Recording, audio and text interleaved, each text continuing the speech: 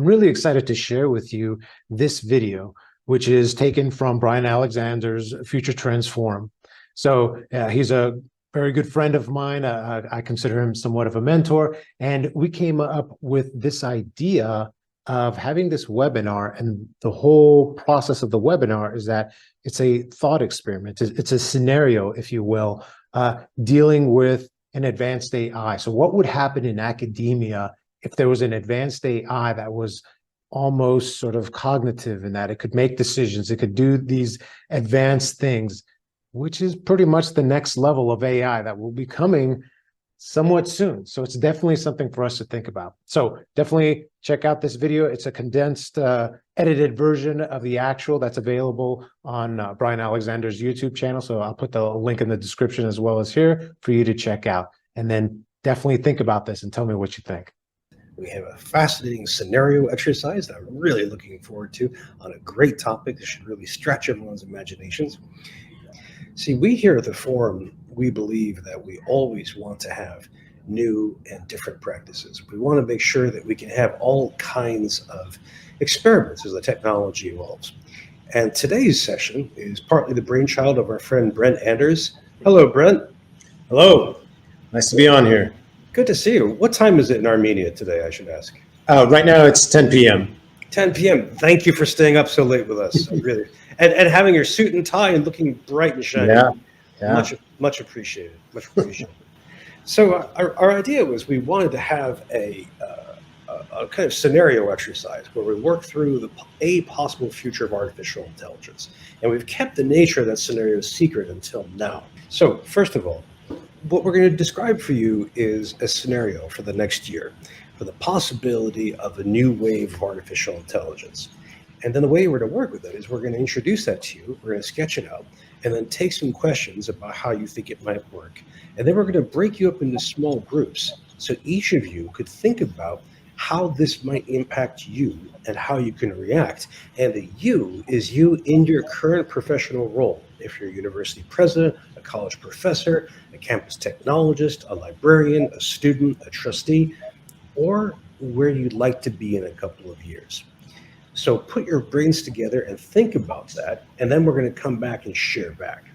And then about halfway through the hour, we're going to give you the second installment of the scenario as the scenario keeps developing. And then we're going to repeat that. We're all going to ask questions and then go back into groups and then share back. At the very last few minutes, we'll share overall reflections about how this went for you, what you learned, and what you think. Before I throw the switch on the scenario, any questions from anybody? I'm not seeing any questions. Brent, do you have anything you want to add about how we make this run before I? No, just the other big thing about this is that this is a scenario, right?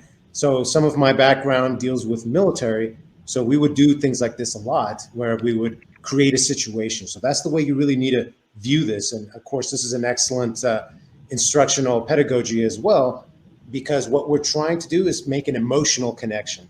So the more that you can put yourself within this scenario, the better, so that you could have this real thought-provoking aspect of what would we do if this situation were true. Excellent. That's really, really well put. Thank you. Thank you. Well, without any further ado, here's the scenario. And by the way, just a couple of guidelines. As I mentioned, play your current role or what role you'd like to take. Think about your responses in terms of practicality, what you'd like to do realistically, as long as with vision, what this means for you conceptually, and be ready to collaborate. Talk with people here. Everyone will have great perspectives and great ideas. What I'd like you to imagine is that artificial general intelligence appears in the world. And this is different from what we've seen so far of artificial intelligence. AGI means intelligence like human beings, capable of moving from domain to domain, having conversations with people, reaching out and acting in the world. We don't currently have this in reality as of September 2023, although ChatGPT looks like it can come close at times. The company behind ChatGPT would like to do that. That's what OpenAI is all about. But in our scenario, we posit that it appears next year. It doesn't come from the United States. It doesn't come from China. It comes from Europe. So our background for this is we'd like you to imagine that over the next year, an academic collaboration has been working on a tool they call ROSM. And ROSM begins as a virtual worlds participant. That is a bit of software that can inhabit a world like Roblox or like Minecraft, but then it can interact with people in a way that's convincing as another player. And it can also work in that world. It can play in the world. It can add and subtract content. And in our scenario, the team behind ROSM gets better and better at this, and they move ROSM from device to device, from platform to platform. They're able to have it be a full human-like participant in virtual worlds. And they add to it some interesting modules. One for initiative, that is, right now, if you use ChatGPT, it only responds to you when you input things. But here, ROSM actually goes off and does things on its own. And one of those things it does is it learns, and it tries to study and to get more information, including by researching the web. The academic collaboration here has questions. Have they actually created artificial general intelligence or not? Well, helping them in the spring of 2024 is a European startup partnership, which decides that they may have figured out artificial general intelligence. They invest in this, and they rebrand this as ROSM, your digital companion, and they publish it as a mobile app. And it goes into the world. And ROSM becomes very, very popular very, very quickly. People give it Turing tests. That's Turing's idea of not being able to tell if something is human or not when it types back to you. In this case, ROSM passes that, and people start declaring to be actually the achievement of artificial general intelligence. And ROSM as a service reaches into the world. So it starts scanning the web for more and more information to learn, and starts requesting more options in the physical world as well. So the first question I want to ask you all is, what questions do you have about ROSM and how this plays out? What background questions? In the chat, James Danibale says it's like they have a training area in the Matrix movies. Nice parallel, very, very similar, except the different, imagine that training area fully fleshed out, as a gigantic Roblox world or a gigantic Minecraft server. And yes, Sarah, this is a good point. ROSM is actually quite friendly with GDPR and is so far better at privacy issues in general. Edward points out that some humans might not pass a Turing test. Quite true. Lisa Durf notes that information is not the same as critical analysis. True, which is an interesting challenge for ROSM. Is ROSM super intelligent guy? Not yet. So far, ROSM seems to be on a par with humans, but it is learning. Is an enterprise version available for universities? Kartik, that's something that's up for grabs. So in your group, you want to mention that. Brian asks, is there any other objective other than continuing to learn? Right now, continuing to work with human beings. Is ROSM free? Jason, good question. There's a freemium model where you can get a lot of stuff for it from free, or you can pay for some things like removing ads. Phil, who's paying for it was this European startup, and so far it's hard to tell who a lot of its investors are. Colleen, when it needs to reach out into the world, when it wants to learn, it can do web searches, it can download material that's in the open web, and it can put out requests to copyright owners for the use of copyright materials. It would also like to use physical sensors, such as cameras, microphones, and so on. Robert, it has some baked-in rules guiding it, but so far those rules are largely opaque. ROSM is not open source, and it's not, the back of it is not publicly available.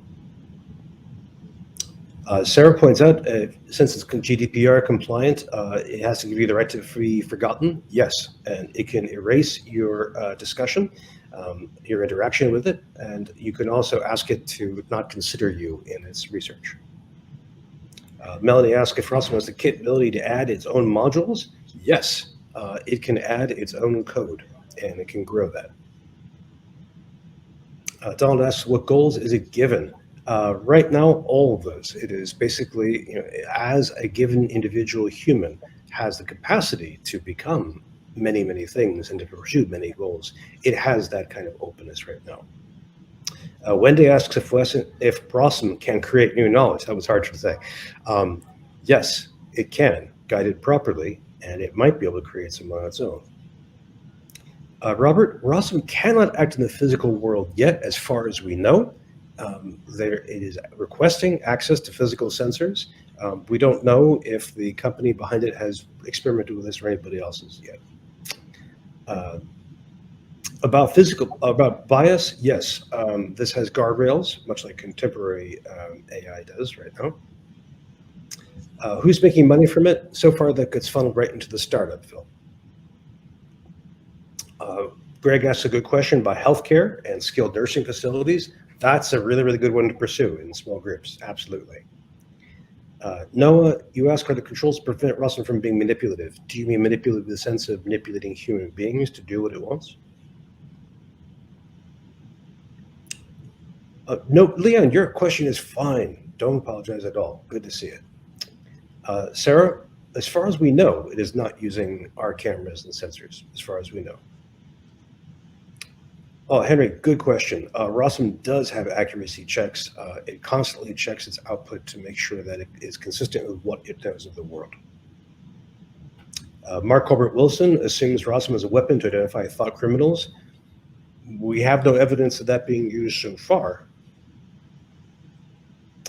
Robert Bell asked, does it have to ask permission before doing something? That's a really good question. In terms of using copyrighted material, yes. In terms of doing anything else, it asks permission. That's a good question if it's part of the guardrails or not. Definition of AGI for this exercise is basically human-like intelligence, Joe. The idea that it has the ability to converse, to explore the world, to interact with other people in a human-like fashion. Right, and both ways, right? Because it can ask questions because it's thinking on its own now at a human level. Mm-hmm. Right. Very good. Sarah San Gregorio, hello, Sarah. Says, what is the CEO company mentioned is the goal of the tool? Making AGI is the goal. That's the main idea right now. Can Rossum spin off versions of itself?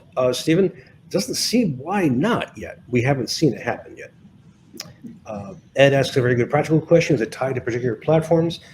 It was released for mobile apps, that is for iOS and for Android right now. Kartik asks, was the training data set mostly Eurocentric? It seems to be so far. Good question. Noah asks if Rossum can manipulate users. There seems to be guardrails. There seem to be guardrails about that, but it just got released, so there's a real question of research for it.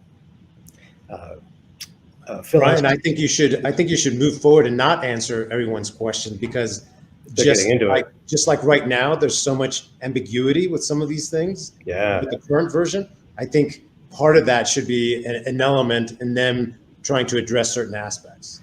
Very good. I like this idea. Excellent. So I'm going to break you into groups right now. So I'm going to authorize this through Shindig right now. So again, I'd like you to think about how to respond to Rossum in your current role at an institution or the role you'd like to have in a couple of years. So we're going to do this for 5 minutes. I'm not going to record the silence because that would be pointless.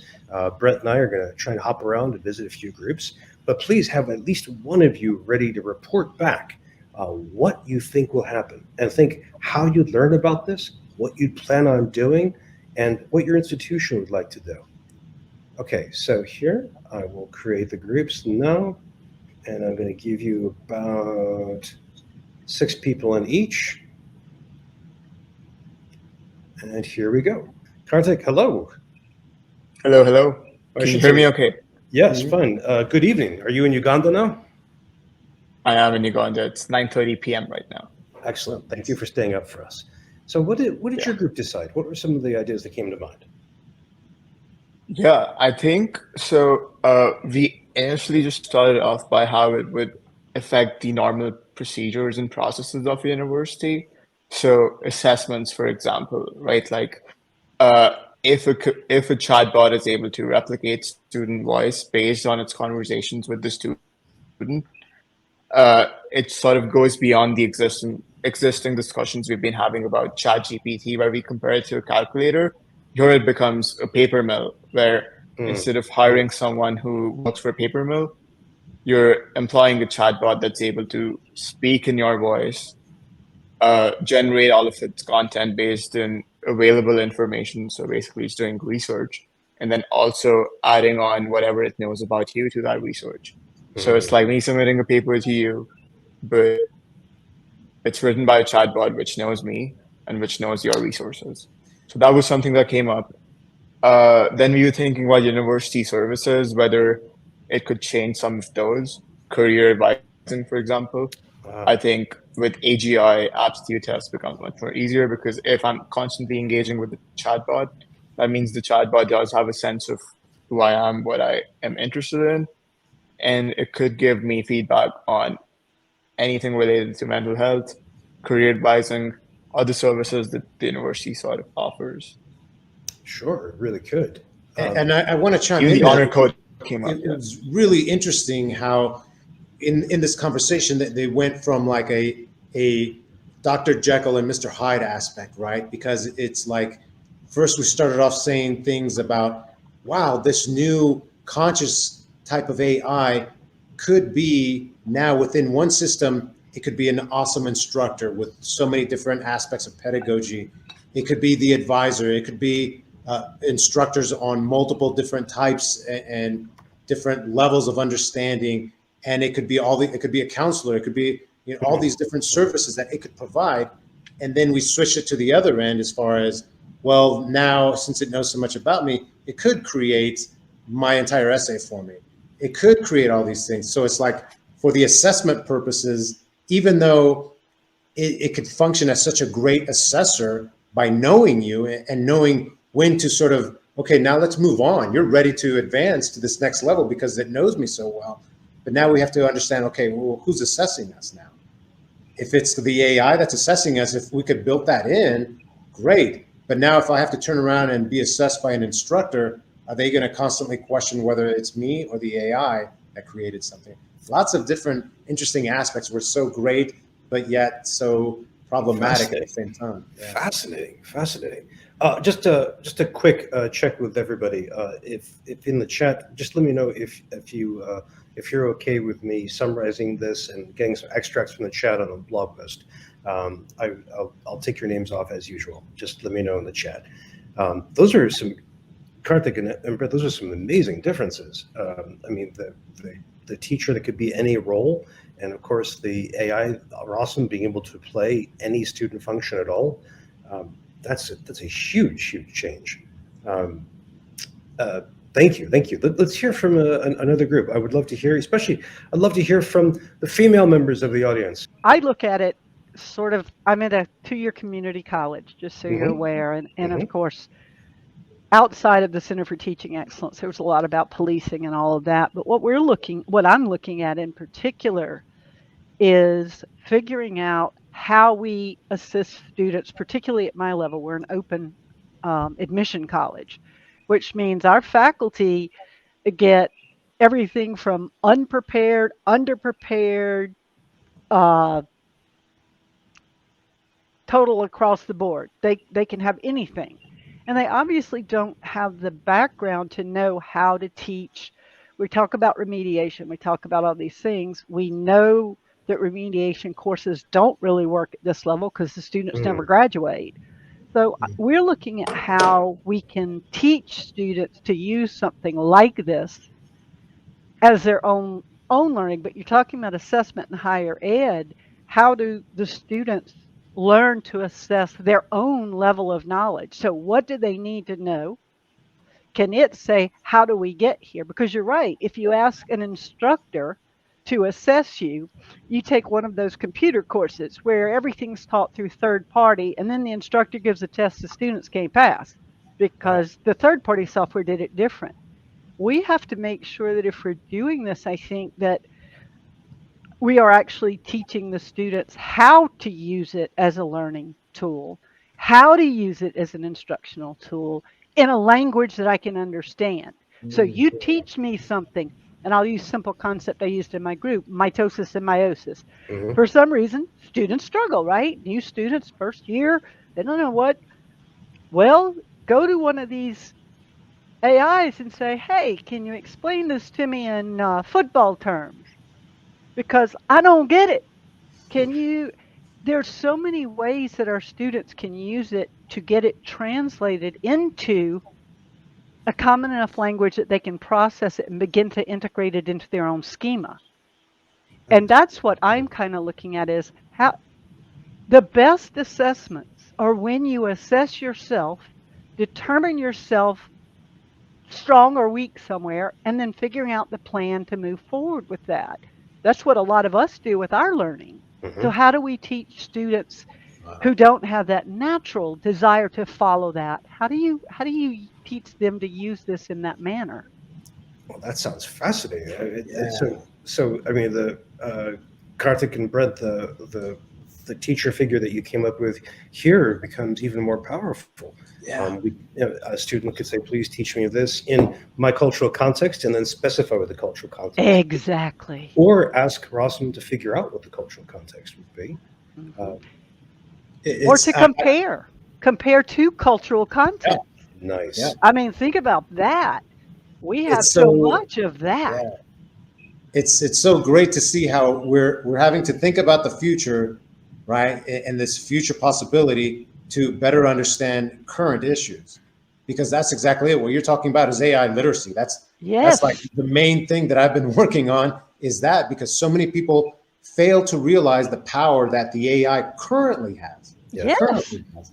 And then if we were to get this level of artificial intelligence at a human level like that, would be even more beyond. But even right now, so many people don't access it, or when they access it and it doesn't give them the result that they want, oh, AI isn't good enough at all right now.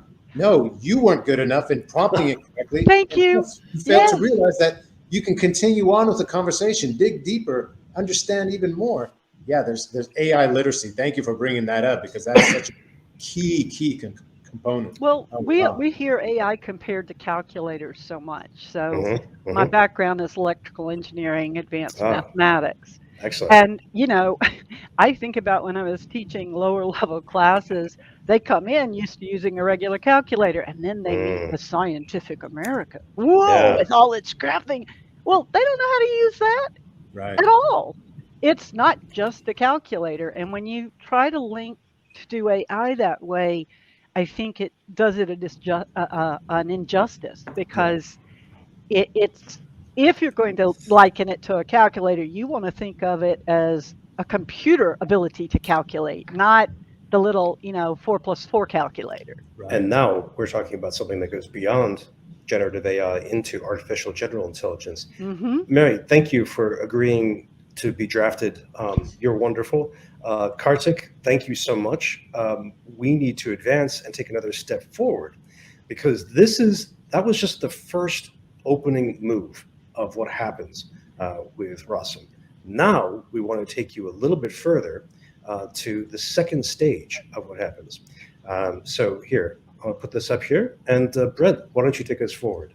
Okay, so yeah, imagine that now it's a few months later. So this came out in the spring of 2024, but now we're a few months later, and that it's the summer of 2024. So just a few months have gone by, but yet things are really escalating very quickly.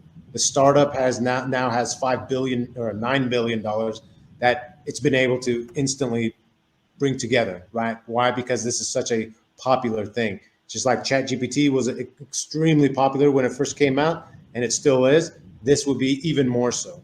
Plus, it came out in Europe, but now the Chinese have a version of it. The US, the Russians, there's all sorts of different countries that are now starting to have their own versions of this. So now there's starting to be more people understanding this. So there's political pressure to contain or to ban it. And so they're worried about what could be ramifications of this level of AI. There's an open source version now. So it's not just controlled by, let's say, a big company, but there's also open source versions. What does that mean as far as what's going to happen with it? AGI has now been used in war. So some of you might not know, but current levels of AI have already been used in war. Where I live at in Armenia, there's a neighboring country, there's been land disputes. They've used a special type of missile that gets sent and it flies around. It flies around until it sees a target, it uses AI, and then it activates all on its own, no human control of it. So it's already being implemented, but imagine a system that's way beyond that to a higher cognitive level and how that could be used in war. So that's another aspect to consider. Yes. Is there another slide, Brian? Yeah. Okay. So because of this, of course, many people are going to be using the AI that they have access to in many different ways, just like with ChatGPT. So the markets are in complete turmoil. People are finding out different ways that they can make money or cause different things to happen within the markets. Religious reactions. Imagine an AI that can talk to you, answer your questions, and guide you on all sorts of different paths, and you're getting huge benefits from it. Many people will start to think, well, this is the answer to all of my issues. So there's aspects that are going to be happening with religion. It's going to become a religion. It's going to be people are going to question their own religion. So there's going to be lots of religious turmoil going on there. Fears of people disappearing into AGI worlds. That's a real concern because with virtual reality increasing its capability, and now the fact that an AGI could be a character within a virtual reality, wow. And now everything could be a perfect scenario, a perfect situation within my virtual world. Why would I ever want to leave? So people will start to be disappearing. They'll be plugged in. And so that's going to cause issues within society in itself.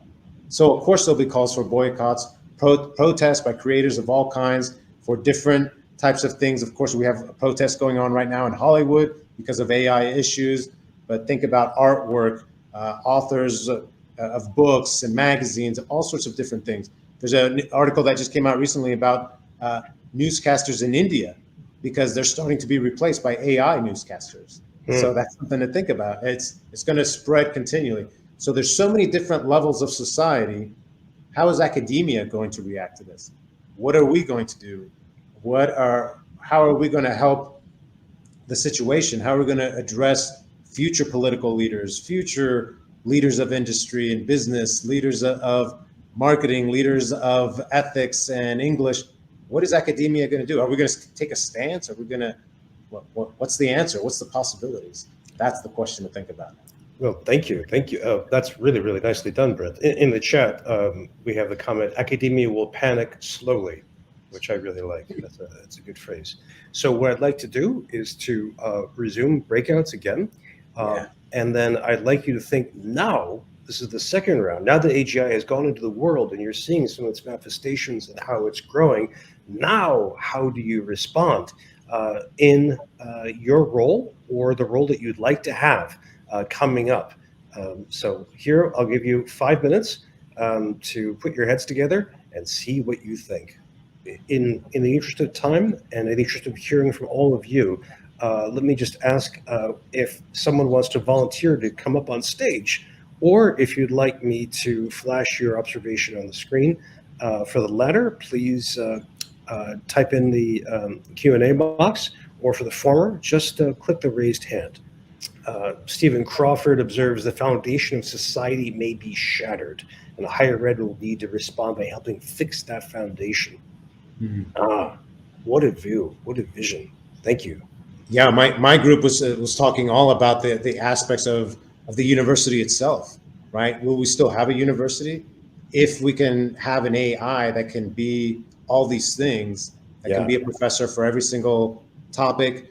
So then we started talking about, well, then we would need different ways of doing accreditation, like that you have credits, that you have a degree. Is that going to matter? How will it matter? All sorts of different things to think about. This could be a hard reset for education as we know it. Let's see, we have a couple of people who've raised their hands, and let me bring a couple of them up. And this is Stephen Crawford. Oh, how you doing? All right, good to see you. And I brought the beard. Excellent. You know, one of the things is, like, I saw in the scenario about war, and my first thought was the movie War Games and the conclusion of the only winning move is not to play. And so part of me is sitting there imagining I could see a generative AI system, if it was allowed to control military resources, may actually turn around and do the opposite of what we expect and not kill all humans, but actually say, hold on a second, this is not the best way to go about things. and then potentially go a step further and say, let's do some climate change here, and let's start, and maybe do some hard decisions that we're unable to make, and start to reverse the climate change. And that's where I talk about shattering the foundation, because I imagine if aliens visited the Earth, not invade, but actually came to visit and have a conversation, how many world religions would shatter suddenly, going, wait a minute, something came out of the sky and is now talking to us, and it's not who we thought it was. There's just so many pieces there. And I think that's part of what I think we're looking at, is that we're looking at a complete societal shift.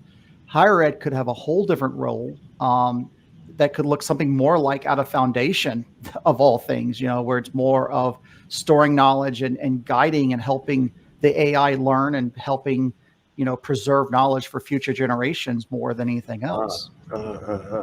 I wonder how it would approach the problem of preservation of knowledge, which is a deep one. It's very funny that you just brought that up, Bryan, because I just got off of an interview with a group in LA that they're very interested in that.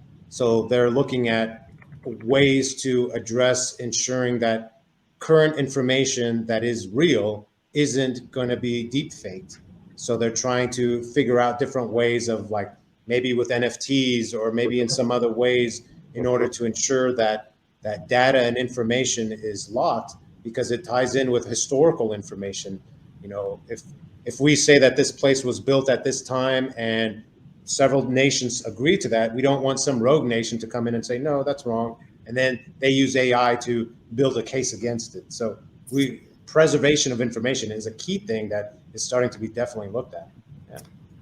And that's, I think that's a big concern, is that we keep thinking of a single one, like Rossum was, but Right. as this scenario presents, if multiple countries present multiple AIs, they're going to reach different conclusions because they're coming off different data sets. Right. And want to create their own versions of history, of information, of reality. Yeah. Well, first of all, Stephen, thank you. That's a lot, and we have so many comments and so many ideas. I'm curious. I mean, so someone who's doing so much professional work on AI, and writing books and giving workshops and speaking around the world, what are some of your reflections about the process we just went through this past hour? Yeah. So I'm very glad that one person brought up that this aspect of having to change their policies, right? And that's going to be an ongoing thing, because it's just like what we're saying with current levels of ChatGPT, all universities should be changing their policy to address aspects of AI. Now, having done that, what happens when we have this level of AI that's beyond ChatGPT, that's human level? Now, what are we going to do? And then, of course, we all want to worry and say, well, now it's the AI doing things and it's not really the student. But we have to prepare them for a world in which their work is going to require them to use that AI. So they're going to have to be able to have the AI be part of who they are and what they do in order to be able to succeed in the workplace. So it's this really weird situation that we're in academia, that so many universities so far are just waiting and see. I'm going to wait and see. That's what I get from a lot of universities throughout the world, to include developed nations. In fact, developing nations seem to be doing more than Western nations, right? It's such a weird situation, because they're seeing it, they're looking at the opportunities that AI is going to provide, so they're jumping all over it. They're the ones that are flying me out. They're the ones that are wanting me to do webinars, because they realize how important it is. A lot of the Western countries are just, let's just wait. Let's interesting. go with what we're doing. It's a very interesting situation. Oh, so in our second phase of our scenario, having not just the U.S. and China, but also countries that are not as high in the development arc, India and Russia as producers of competitors to Russum, but then the usage being across the global South. Brent, I just want to say thank you so much for being a great co-host, co-conspirator, and for coming up with this. Thank you. No, this is a great situation, great experience. If anyone wants more information about what I'm doing, please subscribe to my YouTube channel. I would love to develop a greater community of inquiry where we can continue to have these type of discussions and work with Bryan on sort of all sorts of different possibilities. Yeah. Absolutely. Thank you, Brent. And get some sleep. Yeah. Thank you. So there you have it, an interesting sort of experiment, a role-playing process where we think about what would happen, what would be the reactions in academia dealing with something like this, an AI that is cognitive on its own, making decisions. So there's lots to think about. So this is something that we should really do. This is the scenario, the thinking, the discussions. This is what needs to be happening in academia so that, again, we can be proactive as opposed to just reactionary. We're having to do a lot of reaction right now to get caught up with policies, to get caught up with making sure that our staff and our faculty are trained, to ensuring that AI literacy is developed in the faculty so that they can then develop AI literacy in the students. But we need to be thinking even further ahead. What will happen in the future and how can we best address that? So please leave your comments in the comments section so that we can continue to have this discussion, because this is, again, thought-provoking stuff that we really need to consider. And remember, learning is for life. Thank you for making it this far, and please like, share, subscribe so that we can grow the channel and influence people as much as possible to get them to develop AI skills and enhance teaching and learning for everyone involved. Thank you.